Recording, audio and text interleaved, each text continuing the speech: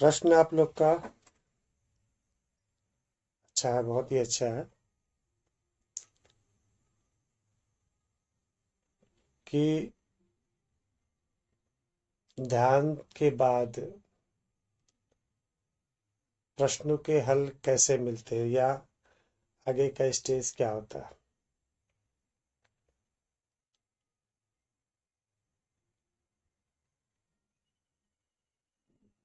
इसमें stage wise ऐसा कुछ भी नहीं है।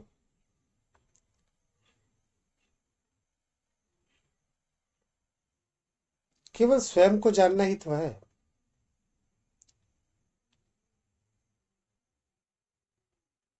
यदि आप जान गए स्वयं को, स्वयं को समझ गए, तो जितने भी प्रश्न होंगे, जितने भी प्रश्न, वो इसी के आसपास ही होंगे ना। इससे अलग कोई प्रश्न होगा ही नहीं। चाहे जितने भी, चाहे वो प्रश्न सांसारिक हो, चाहे इस ब्रह्मांड की रचना के बारे में हो, चाहे आत्मा के बारे में हो, चेतना के बारे में हो, ऊर्जा के बारे में हो, सारे के सारे प्रश्न इसी के अंतर्गत ही होंगे।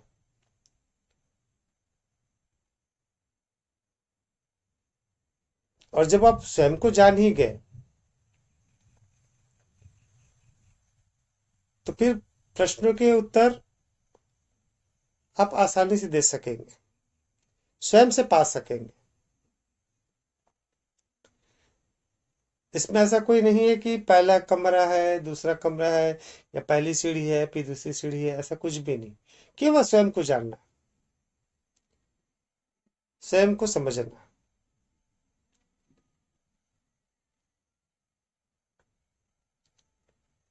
और जैसे आप स्वयं को समझ जाएंगे, और यदि कोई प्रश्न भी होगा तो उसकी तृप्ति अपने आप से ही हो जाएगी और आप संतुष्ट हो जाओ।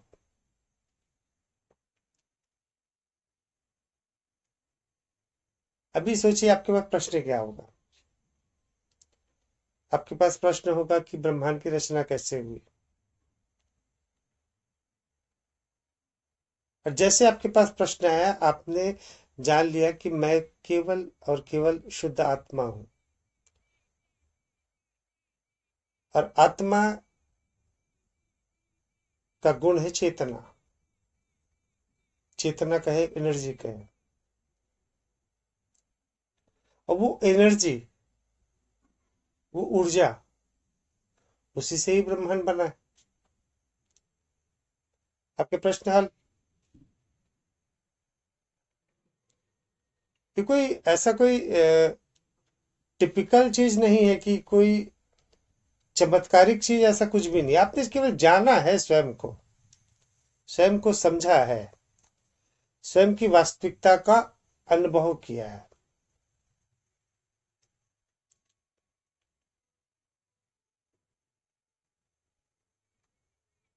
आपने कभी समुद्र नहीं देखा, सपोज आपने कभी समुद्र ही नहीं देखा, तो समुद्र से संबंधित आपके पास बहुत सारे प्रश्न होंगे। और जब आप स्वयं समुद्र में ही हो, स्वयं सागर पे ही आप उपस्थित हो, तो जो भी प्रश्न सागर से संबंधित होंगे, उसका हल तो आप अपने आप से ही मिल जाएगा। आपके अंदर प्रश्न आएगा कि समुद्र का पानी खारा है क्या। अब उसको पी के देख लिए, अरे ये तो बहुत कड़वा है, बहुत खारा है। समुद्र में लहरें कैसे उठती है, वो आप समझ गए। कहने का तात्पर्य ये है कि जो आपने अनुभव किया शांति का,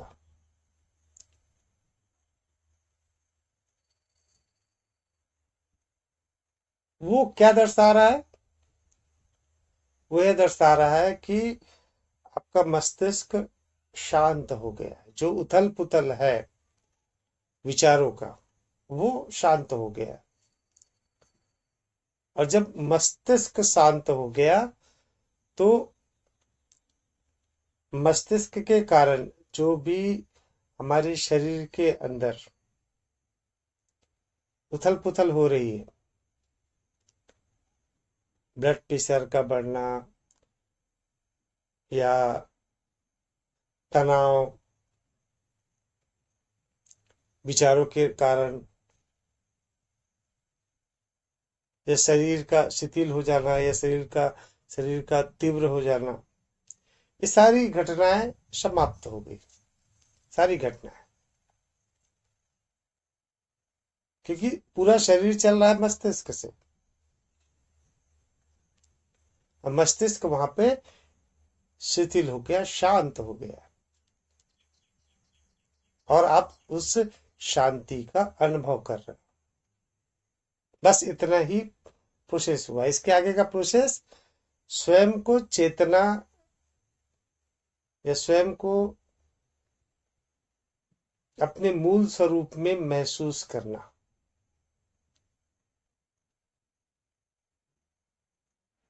जैसे हम स्वयं को जानते हैं कि मेरा यह नाम है, मेरा यह पहचान है।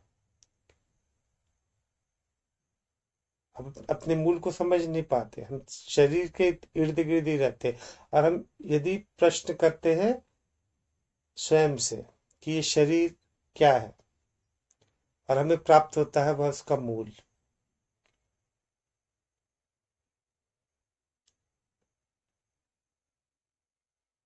मेरी बेटी कर रही है एमएससी बायोटेक से।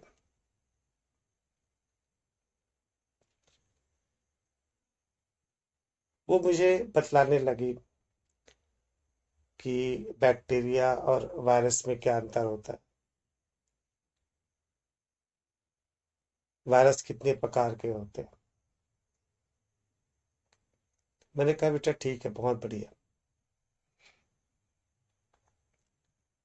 ये वायरस जो बनते होंगे उसका कुछ कुछ कंपोनेंट से बनता होगा ना, कुछ चीजों के मिलने से ही वो वायरस बनता होगा। बोले ठीक है।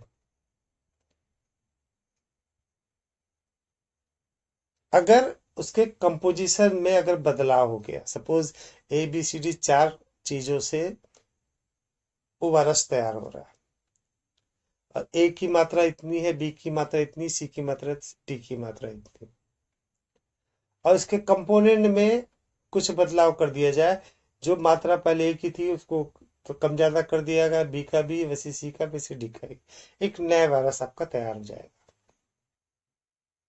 होगा कि नहीं होगा? तो पापा बिल्कुल सही कर रहे हैं। अर्थात कंपोजिशन में अगर बदलाव होता है या नए कंपोजिशन का एंट्री हो जाता है, तो वायरस बदल जाता है, उसका स्वरूप बदल जाता है। बिल्कुल एग्री हो गई। बोले ठीक है, एमएससी कर रही हो? बोला मैं तो कोई पुस्तक पढ़ा ही नहीं हूँ,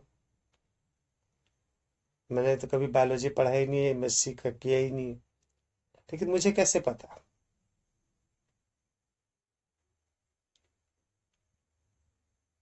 अब इसके आगे का एक प्रोसेस तुमको बताता हूँ, इसके पहले वाला। ये वायरस जो है, एक कंपोनेंट कंपोजिशन के द्वारा ही हुआ है, कुछ एलिमेंट्स के कंपोजिशन से।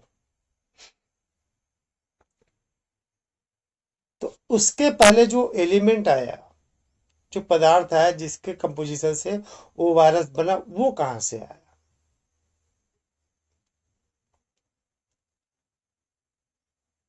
ये तो पता नहीं है। जिस कंपोजिशन से, जिसके मिलने से, जिस एलिमेंट के मिलने से वो वायरस बना है, उसी प्रकार कुछ एलिमेंट के मिलने से ये बैक्टीरिया भी बना है, और उसी प्रकार के कंपोजिशन से अलग अलग पूरा जीवन, पूरा ब्रह्मांड, सूर्य तारे सब कुछ बना है अलग अलग कंपोजिशन से, अलग अलग एलिमेंट से। अब ये जो एलिमेंट जो आया वो कहां से आया? वो आया है एनर्जी से, ऊर्जा से। अर्थात क्या हो गया? ये सारी चीजें अगर हम उसको अलग अलग नाम से जान रहे हैं, ये सारी चीजें उत्पन्न हुई ऊर्जा से।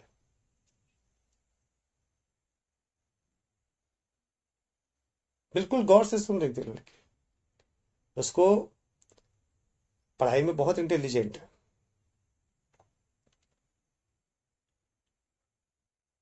वो जैसे गलत हो तो आर्गुमेंट कर देती है, बिल्कुल वो शांत रहे, बिल्कुल ठीक बोल रहे।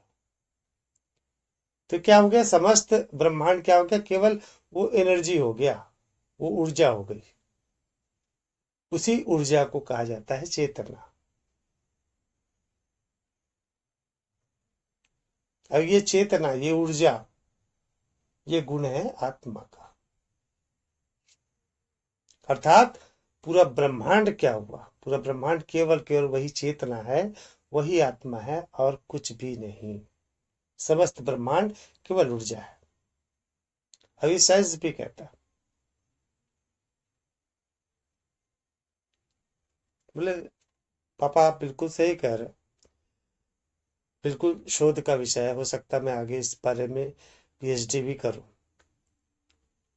बोले बिल्कुल ठीक कह रहे हो, अब मैं आपको इसको, इसकी अनुभूति भी करा दूंगा, लेकिन इसको प्रूफ करना आसान नहीं है। वहां से उसके पास दिक्कतें पैदा हो गई। बोले कि वो साइंस की स्टूडेंट है और साइंस डिपेंड है पांच इंद्रियों पर। सिक्स सेंस, छठी इंद्रिया, साइंस नहीं मानता। वो अनुभूति की बात नहीं मानता, उसको ऑन पेपर चाहिए। मैं बोला ये ऑन पेपर तो नहीं हो पाएगा, क्योंकि मनुष्य अभी इतना साइंस में तरक्की नहीं किया है कि वो उस एनर्जी को एक्सप्लेन कर सके, उस चेतना को एक्सप्लेन कर सके। वो इनविजिबल है, क्योंकि साइंस केवल पांच इंद्रियों पर ही निर्भर है ना। अभी पांच इंद्रियों से परे है चेतना, ये ऊर्जा।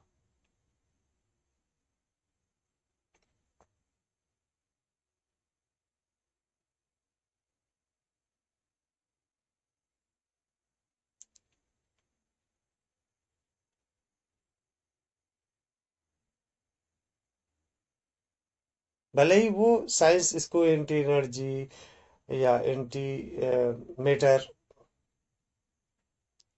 इन शब्दों में परिभाषित अवश्य कर रहा है, लेकिन वो इसको ऑन पेपर नहीं कर पाएगा।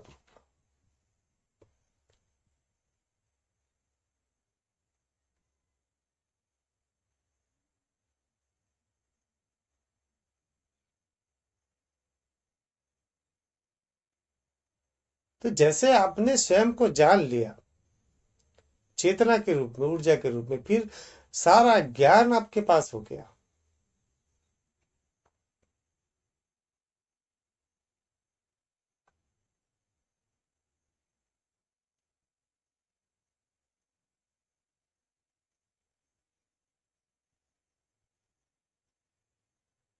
आप लोग को लगता होगा कि मैं तो बहुत आगे हो गया हूँ, ऐसा कुछ भी नहीं है। कोई आगे नहीं है, कोई पीछे, उतना वैसे ही हूं जैसे आप हो।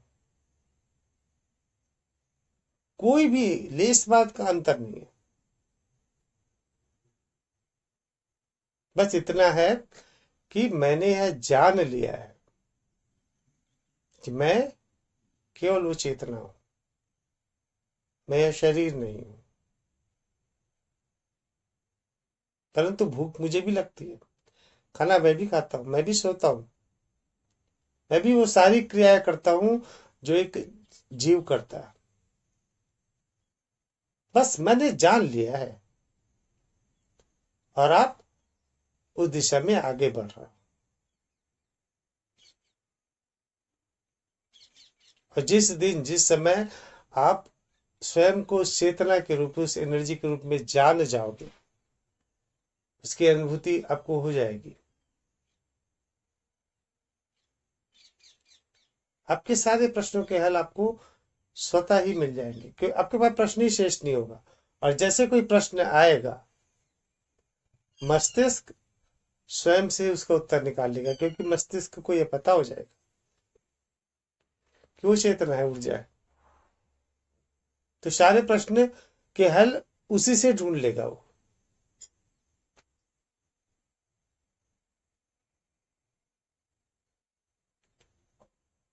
क्योंकि सारे प्रश्न वहीं से शुरू हो रहे हैं ना, उसके पहले तो कुछ नहीं। आत्मा के पहले कोई प्रश्न ही नहीं होगा,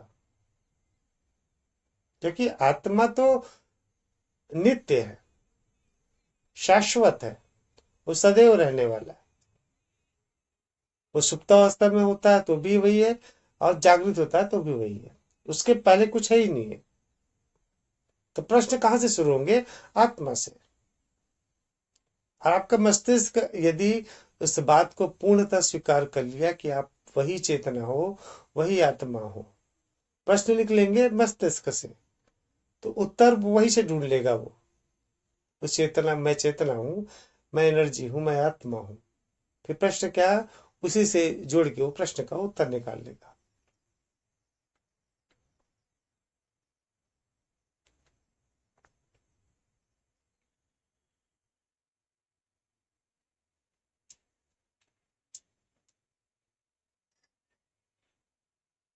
लेकिन दिक्कत ये है कि लोग ढूंढते हैं शांति को, आनंद को।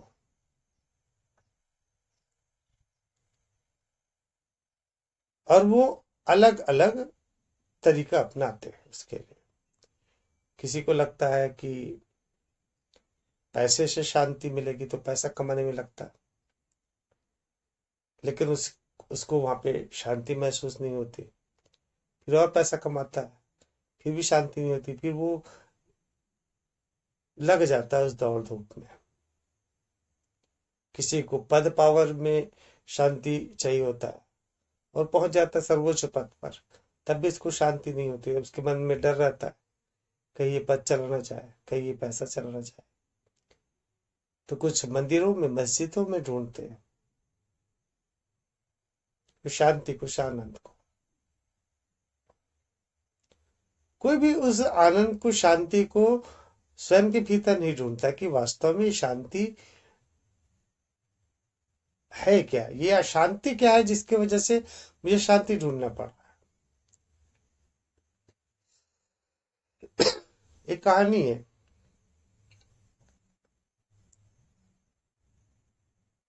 एक बहुत बड़े राज्य में राजा रानी, राजा अपनी रानी को बहुत अधिक प्रेम करते थे, स्नेह करते थे, उसके लिए सब कुछ करने को तैयार रहते थे।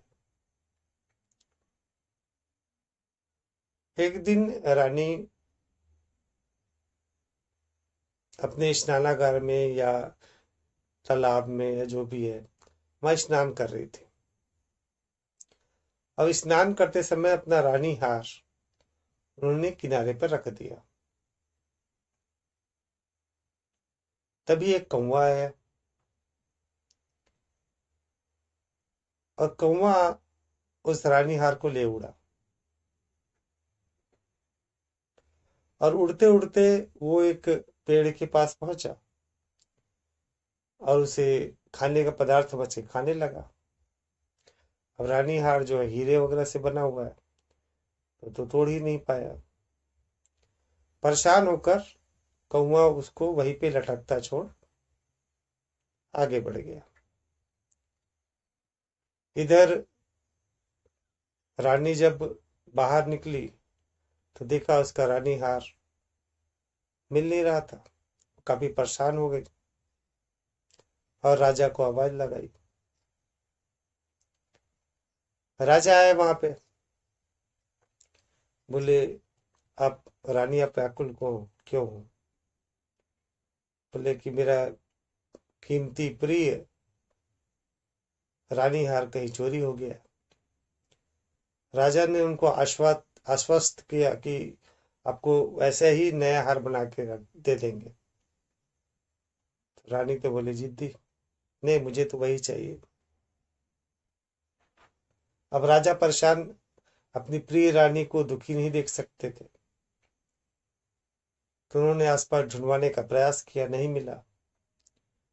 फिर थक हार कर राजा ने यह घोषणा करवा दी कि जो भी इस रानी हार को लेकर आएगा, मैं अपना आधार आज उसे दे दूंगा। अब उस घोषणा को सुनकर लालच में सब लोग दौड़ने लगे। अचानक से एक व्यक्ति को एक कीचड़ था, कीचड़ में काफी बदबूदार कीचड़, और रानी हार दिखलाई दिया।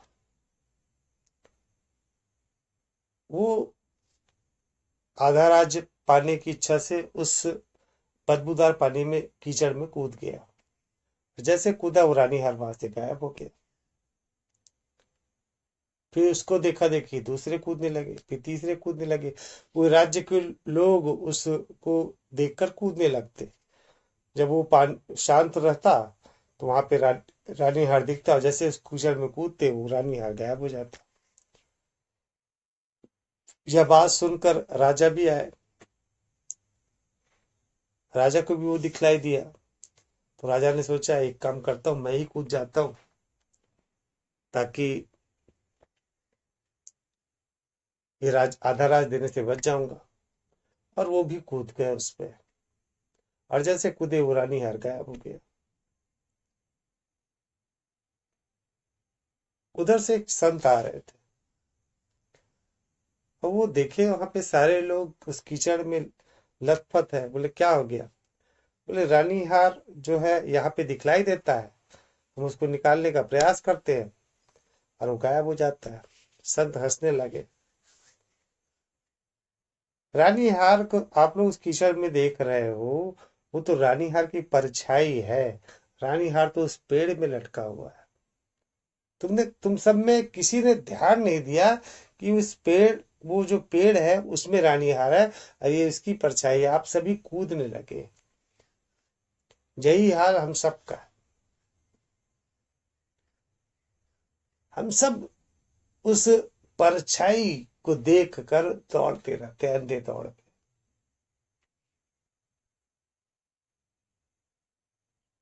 हमको पता ही नहीं होता कि वास्तव में हमें खुशी, आनंद,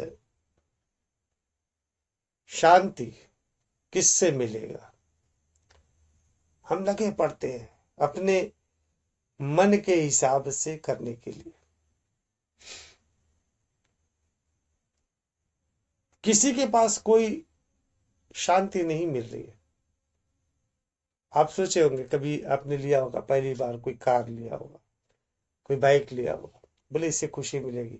और जैसे वो बाइक कार आ गया, फिर इसके अंदर, आपके अंदर फिर असंतुष्टि का भाव, फिर दूसरा होना चाहिए, फिर ये होना चाहिए, फिर घर बंगला होना चाहिए, तो फिर बंगले में ये होने चाहिए, फिर ये होने चाहिए। आपने तमाम सुविधाएं इकट्ठी करनी शुरू कर दी, और कुछ पल के खुशी के बाद वो खत्म।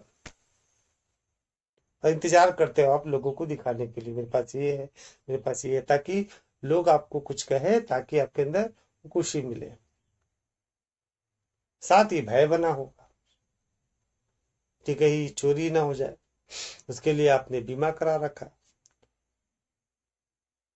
आपने कुत्ते पाल रखे ताकि चोर ना आए, गार्ड सामने रख लिया, उसके ऊपर से भयभीत। आप पद में पहुंच गए, हमेशा भय बना है कि मेरा पद छीन ना जाए। अपने रिश्ते नाते कर लिए, आपके अंदर भय रहेगा, भय कि ये मेरे पास मेरे साथ अच्छा नहीं कर रहा है, ये मेरे लिए बुराई कर रहा है, तो फिर ये कर रहा है। शांति का है कहाँ? आपने, आप केवल उस परछाई को देख रहे हो ना।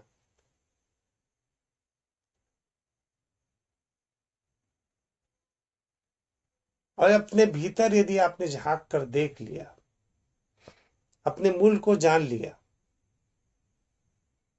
कि वास्तव में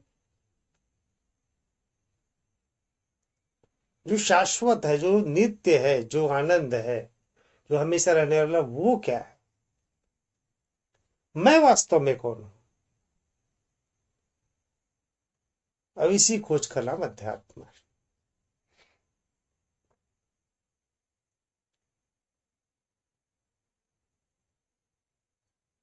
जो ध्यान करने के पश्चात आपको चैतन्य वाइब्रेशन अनुभव हो रहा है, अच्छा अनुभव हो रहा है, ये केवल और केवल मस्तिष्क के शांत होने के कारण आपको अनुभव हो रहा है।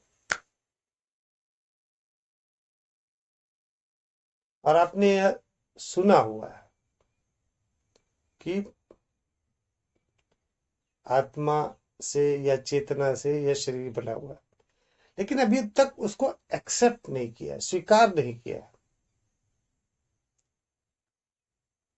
और जैसे आप स्वीकार कर लेंगे अपने चेतना स्वरूप को, अपने आत्मा स्वरूप को, फिर आपके अंदर की सारी इच्छाएं पूर्णतः समाप्त हो जाएगी। है ठीक है, नहीं है तो नहीं है, कोई दिक्कत नहीं हो। क्योंकि जो इच्छाएं हैं, जितनी भी इच्छाएं हैं, वो सब कुछ इस शरीर के साथ जुड़ी है। वे शरीर भी वही चेतना का रूप है। आपका मूल क्या है? चेतना है, आत्मा है, और कुछ नहीं।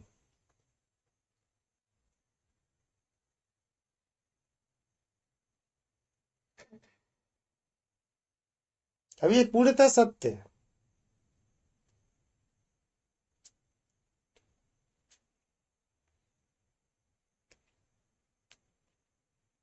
आप कहीं से टपके नहीं ऊपर से, अचानक से नहीं आ गए कहीं पे भी, प्रकट नहीं हुए हो। कोई भी चीज प्रकट नहीं हो सकती, उसका निर्माण भी कहीं और से होता है। मूल और सबसे शुरुआत क्या है? आत्मा है, चेतना है। और आपने जब एक्सेप्ट कर लिया उस आत्मा को, चेतना को, आपके प्रश्न उसी से संबंधित हो गया। और मस्तिष्क, जब आपने एक्सेप्ट कर लिया होता है ना चेतन स्वरूप को, तो मस्तिष्क आपके प्रश्नों का उत्तर उससे ही होके निकालता है। प्रश्न के हल कैसे मिलते हैं आपको? प्रश्न के हल मिलते हैं मस्तिष्क से। मस्तिष्क से ही सारे आपके प्रश्न के हल आप जोड़ लो। 2+2 लिख दो कॉपी पेन पे, 2+2। इसका उत्तर कौन देगा? आपका मस्तिष्क, क्योंकि आपके मस्तिष्क में वो सेव है। 2+2 = 4। वो बकायदा आप 4 लिख दोगे। आपके मस्तिष्क को हटा दिया जाए, मस्तिष्क में वो रिमूव कर दिया जाए, वो जो कैलकुलेशन है, आप नहीं जवाब दे पाओगे। 2+2 4। आपके मस्तिष्क में पहले से सेवा आपने पढ़ा हुआ है उसको, और कई बार पढ़ा, एक बार ही नहीं। आप क्लास 1 में, क्लास 2 में, 3, 4, 5, कॉलेज में, दैनिक जीवन में हमेशा इसको पढ़ते आए हो। आपको कोई बोला जाएगा 4 रुपए दो, तो आप क्या करोगे? 2 रुपए और 2 रुपए निकालोगे, एक एक के 4 सिक्के निकालोगे और दोगे ये 4 रुपया। आपने इसको जीवन भर रटा हुआ है, आपके मस्तिष्क में सेव है। तब आप जाके बता पाते हो 2+2 = 4। वैसे ही यदि आपके मस्तिष्क में वो सेव हो गया कि मैं वो चेतना हूं, मैं वो ऊर्जा हूं, तो प्रश्न आएंगे तो मस्तिष्क स्वयं से उत्तर निकालेगा। उत्तर ऐसे मिलता है, कोई बताने वाला कोई अलग से नहीं आता कि कोई अलग से अचानक से आ जाएगा, ऐसा नहीं है। वो मस्तिष्क ही निकालेगा, आपका दिमाग ही वो चीज निकालेगा। और दिमाग कैसे निकालता है? उसके अंदर जो सेव होता है ना, जो मटेरियल, उससे ही निकालता है। आपको पता है कि ये सांप है, आपके मस्तिष्क में सेव है, और सांप जहरीला हो सकता है। आपके अंदर भागने की प्रक्रिया होगी कि ये सांप है, भागना है। आप मिर्ची को देखोगे तो तुरंत आपके अंदर पता चल जाएगा कि ये तीखा है। आपके अंदर सेव होगा वो। तुम बता कौन रहा है? आपके अंदर प्रश्न आएगा कि मिर्ची कैसी होगी, आप प्रश्न कर लो, मिर्ची रखो सामने, ये इसका कैसा होगा स्वाद? आपके मस्तिष्क से उत्तर मिलेगा, इसका स्वाद तीखा होगा। आप लिख लो और उसका उत्तर भी देख लेना, आप स्वयं से जान पाओगे, स्वयं से लिख पाओगे, ऐसे ही होता है उत्तर।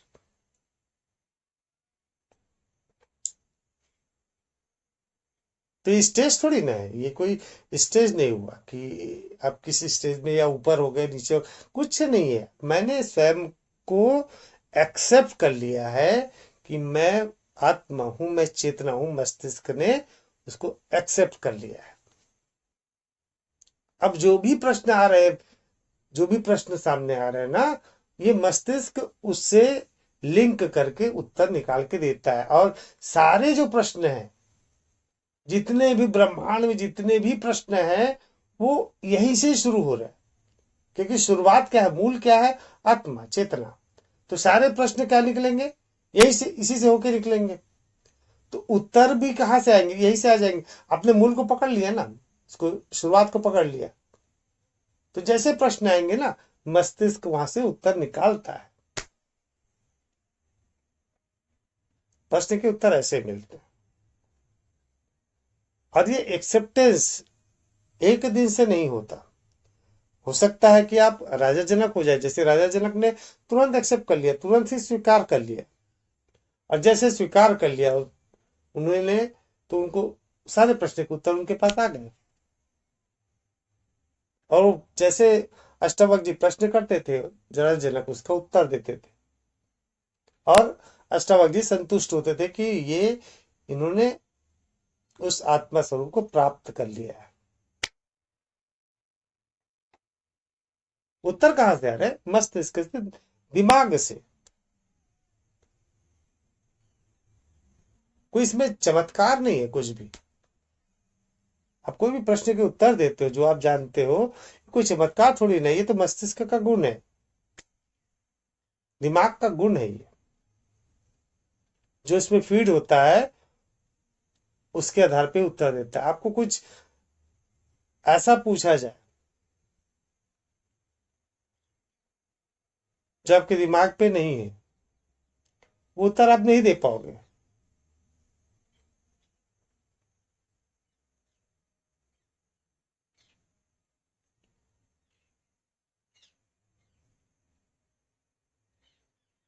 आपको वही, आपके पास वही जवाब होगा जो स्मृतियों में है, मेमोरी में है।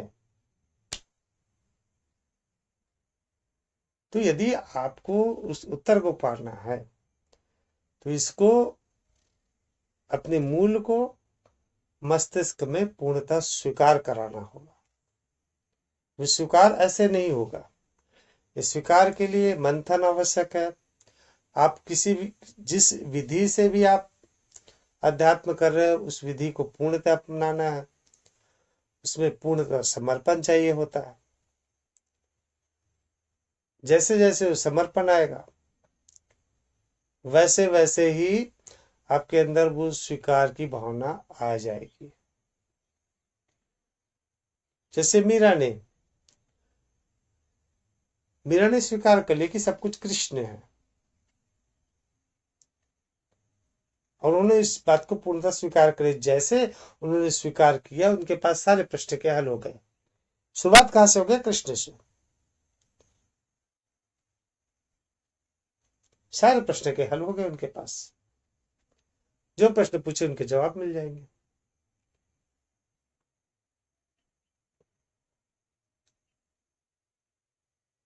वो समर्पण, वो स्वीकार की भावना आनी चाहिए।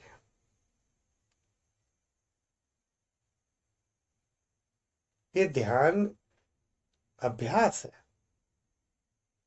नाम जाप अभ्यास है, पठन पाठन अभ्यास है। ठीक है ना दोहा, करत करत अभ्यास के जड़मति हो तो सुजान, रसरी आवत जात ही सिल पर हो निशान। सिल पे, पत्थर पे ऐसे निशान नहीं होता, लेकिन बार बार रस्सी आती जाती है ना, निशान पड़ ही जाता है। वैसे ही हम बारंबार अभ्यास करते हैं कि मैं एक शुद्ध आत्मा हूँ, मैं चेतना हूँ, और चेतना का अनुभव करते हैं नित्य प्रतिदिन ध्यान के द्वारा, तो फिर वो स्वीकार कर लेता है मस्तिष्क।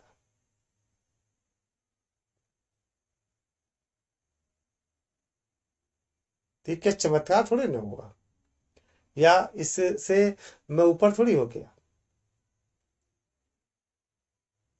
दोनों की स्थिति बराबर ही है, मुझ में, आप में या किसी और में कोई अंतर नहीं है, कोई अंतर नहीं। ये जो अंतर बनाते हैं ना, यही हमारे अंदर कर्मकांड, हमारे अंदर अंधविश्वास को जन्म देते हैं, और अधिकतर इसी का लाभ उठाते हैं। स्वयं को श्रेष्ठ बनवाकर, स्वयं को अवतार बनाकर आपका शोषण करते हैं, आर्थिक, शारीरिक, मानसिक।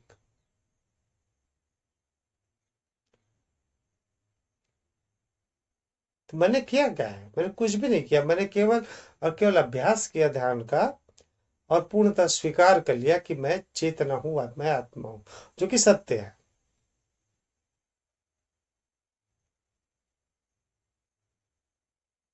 और वही सब चीज आप लोग को भी करना है।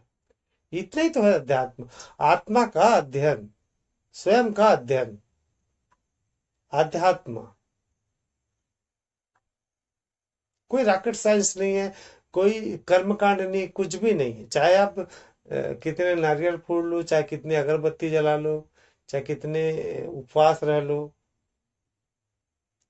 इससे कोई फर्क ना पड़ेगा यदि आपके अंदर स्वीकार की भावना, समर्पण की भावना ना हो तो।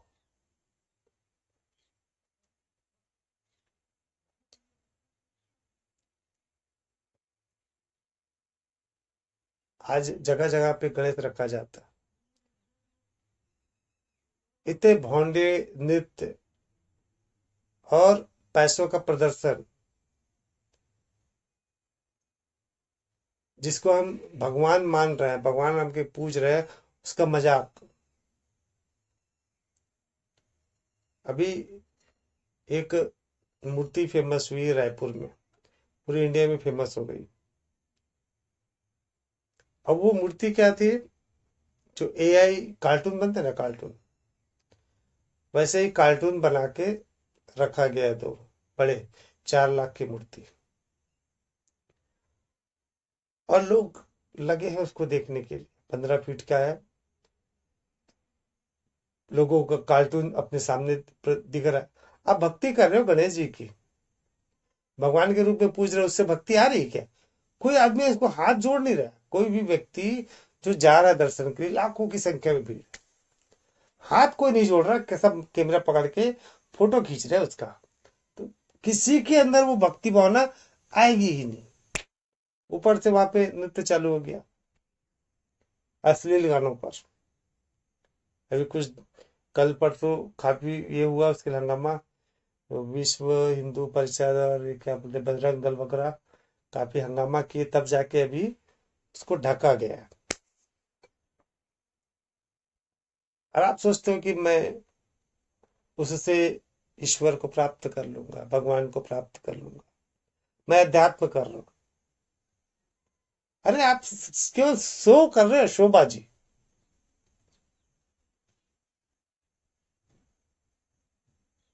मैंने तो उपवास रहा है नवरात्रि का पूरा, 9 दिन तक रहा है। किसको बतलाना चाह रहे हो? किसको बतला रहे हो? सब आप अनाउंस करवा दो, पंपलेट छपवा दो, पूरे मार्केट में बंटवा दो। अरे उपवास कर रहे हो आप, अपने लिए कर रहे हो,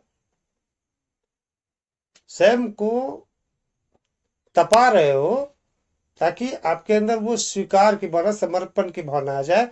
आप माँ दुर्गा के प्रति अपना समर्पण दे रहे हो बस। तो इसके लिए इसको ढिंडोरा पीटने की क्या हो सकता है? लोगों को बताने की क्या हो सकता है? मैं तो 9 दिन तक रहता हूँ, अरे मैं तो 3 ही दिन तक हूँ। अरे भाई मैं 9 दिन तक हूँ, और बाकायदा मैं फल एक टाइम खाता हूँ, तो ऐसा रहता हूँ। इससे मिलेगा कुछ?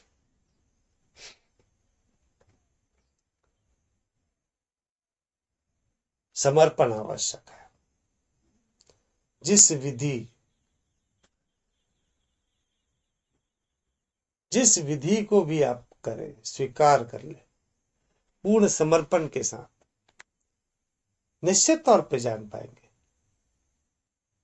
उसी आत्मा को आप कृष्ण रूप में जाने, उस आत्मा को आप दुर्गा रूप में मान ले, राम रूप में मान ले, केवल चेतना के रूप में मान ले, कोई फर्क नहीं पड़ेगा। मीरा ने कृष्ण को माना, तब भी वो उस स्थिति को प्राप्त हुए, तो तुलसीदास ने राम रूप में मान लिया। तो माँ बुद्ध ने, महावीर ने उसको केवल चेतना, उस ऊर्जा के रूप में जाना। तो कोई उसको अल्लाह कहता है, तो कोई उसको जीसस कहता है।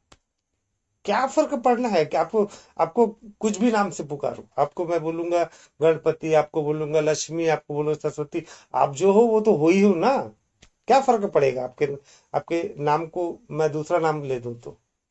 वैसे ही आत्मा चेतना, आप जिस विधि से, जिस तरीके से आप पूजोगे, जिस विधि को अपनाओगे, बस वो स्वीकार की भावना, समर्पण की भावना आवश्यक है। वो ले आइए, बिल्कुल निश्चित तौर पे आप पा सकेंगे। अब इतना ही पाएंगे कि स्वयं को जान पाएंगे।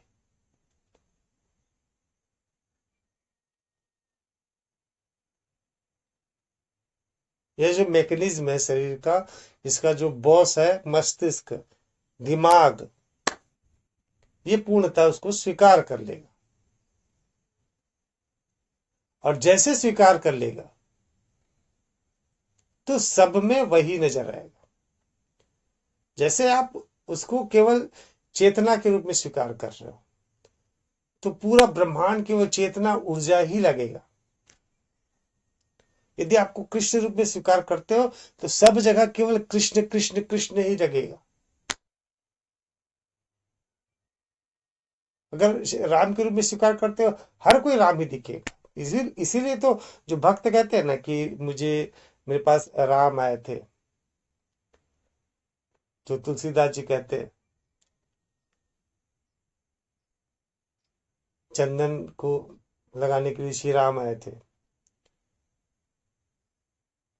इसका तात्पर्य क्या हुआ? उन्होंने हर किसी में राम को देखना शुरू कर दिया, क्योंकि मस्तिष्क इतनी तीव्र गति से उसको स्वीकार कर लिया कि सब कुछ राममय हो गया। सब कुछ, या मीरा ने इस तरह स्वीकार कर लिया कि सब कुछ कृष्णमय हो गया। सब कुछ, सब में केवल कृष्ण कृष्ण कृष्ण दिख रहा है, क्योंकि मस्तिष्क को उसके अलावा कुछ समझ ही नहीं आ रहा है। या केवल आप चेतना ऊर्जा के रूप में देख रहे हो, तो सिवा चेतना के, केवल ऊर्जा के, कुछ भी यह ब्रह्मांड नहीं दिखेगा। सब केवल चेतना है, आनंद है, एनर्जी है, आत्मा है, और कुछ नहीं। केवल प्रेम है, आनंद है, आत्मा का ही गुण है सब। तो सारा खेल केवल है स्वीकार, समर्पण की भावना का, और कुछ भी नहीं।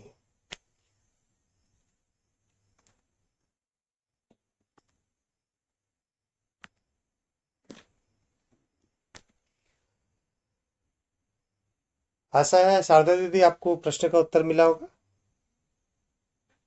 जी भैया, बिल्कुल बिल्कुल।